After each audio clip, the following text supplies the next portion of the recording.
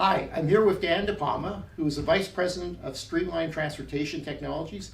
Dan sells all across North America with their technology.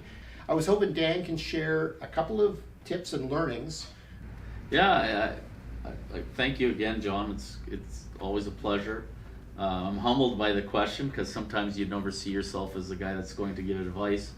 But the first one that comes to mind, and we talk a lot about here, is follow up. Like, customers ask you to do things. It may sound overly simple, but it is the most important thing you can do. When you get asked to do something, you deliver. So, the product has to do its part, but you as an individual trying to connect two companies, you have to follow through. So when you get asked to do something, do it. Do it well and do it on time.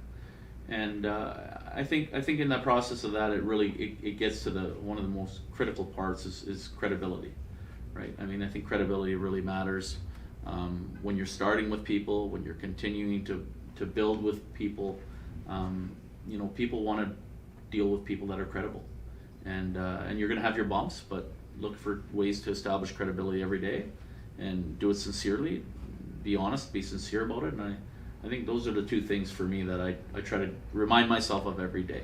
Dan, we're in a different world right now where we can't go drive up to our customer's establishment, bang on the door, shake their hand, greet them, and get a conversation going.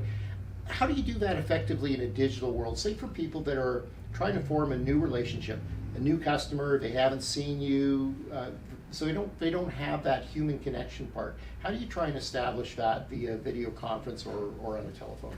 Yeah, you know what I think we've found that has worked quite well, and again, this is maybe not an answer that people would expect, but I would say in your face-to-face engagements, there's always that component of getting to know that individual, taking a little time and investment in that meeting to ask some questions or to tell a joke or something, just to find a way to connect. And I found early on in the video conferences, we're just getting straight to business.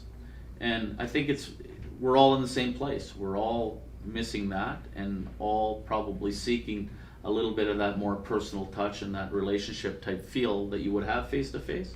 So we just started including that. I mean, as simple as that sounds, and as not groundbreaking as that sounds, just start talking a little bit and start talking about how was your weekend and how's your family, and do you have children, and it's made those relationships feel real, even though there are relationships that we've forged in the last 3 or 4 months that I still haven't met those people face to face, but it doesn't feel like they're new to me. So that would be my best advice, I guess, is to just replicate what you would do face to face. Don't push the button on the demo too quick.